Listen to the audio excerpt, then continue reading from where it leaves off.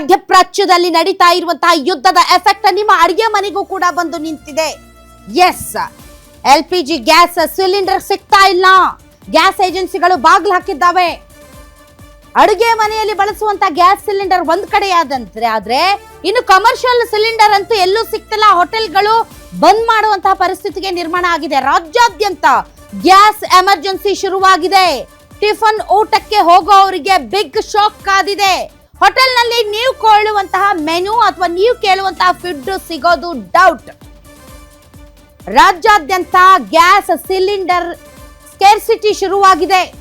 ರಾಜ್ಯದ ಹಲವಾರು ಜಿಲ್ಲೆಗಳಿಂದ ನಮಗೆ ರಿಪೋರ್ಟ್ಸ್ ಬರ್ತಾ ಇದೆ. ಜನ ಗ್ಯಾಸ್ ಸಿಲಿಂಡರ್ಗೋಸ್ಕರ ಮುಗಿಬೀಳ್ತಾ ಇದ್ದಾರೆ, ಆದ್ರೆ ಅವರಿಗೆ ಗ್ಯಾಸ್ ಸಿಲಿಂಡರ್ ಸಪ್ಲೈ ಆಗ್ತಾ ಇಲ್ಲ. ಮತ್ತೊಂದು ಕಡೆ ಕಮರ್ಷಿಯಲ್ ಸಿಲಿಂಡರ್ ವಿಚಾರದಲ್ಲೂ ಕೂಡ ಬಹಳಷ್ಟು ಹೋಟೆಲ್ಗಳು, ಬೀದಿ ಬದಿ ಅಂಗಡಿಗಳು ಸೇರಿದಂತೆ ರೆಸ್ಟೋರೆಂಟ್ಗಳು ಬೀಗ ಹಾಕುವಂತ ಪರಿಸ್ಥಿತಿಗೆ ಬಂದಿವೆ. ಕೇವಲ ಕರ್ನಾಟಕದಲ್ಲಿ ಮಾತ್ರ ಇಂತಹ ಪರಿಸ್ಥಿತಿ ಇದೆಯಾ? ಇಡೀ ರಾಷ್ಟ್ರಾದ್ಯಂತ ಇಂತಹ ಪರಿಸ್ಥಿತಿ ಇದೆಯಾ?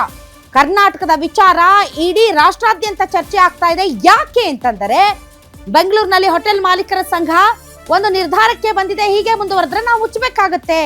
ಇದನ್ನೇ ನಂಬಿಕೊಂಡಿರುವಂತಹ ಉದ್ಯಮವನ್ನೇ ನಂಬಿಕೊಂಡಂತ ಸಾಕಷ್ಟು ಜನ ಕಾರ್ಮಿಕರು ಬೀದಿಗೆ ಬರ್ಬೇಕಾಗತ್ತೆ. ಇದನ್ನೇ ನಂಬಿಕೊಂಡಿರುವಂತಹ ಸಾಕಷ್ಟು ಜನ ಬ್ಯಾಚುಲರ್ಸ್ ಊಟ ಇಲ್ಲದೆ ಪರದಾಡಬೇಕಾಗತ್ತೆ. ಇದನ್ನೇ ನಂಬಿಕೊಂಡಿರುವಂತಹ ಬೀದಿ ಬದಿ ಅಂಗಡಿಗಳು ಹೊಟ್ಟೆಗೆ ತಣ್ಣೀರ್ ಬಟ್ಟೆ ಹಾಕೋಬೇಕಾಗುತ್ತೆ ಅಂತ ಗೋಳಾಡ್ತಾ ಇದ್ದಾರೆ.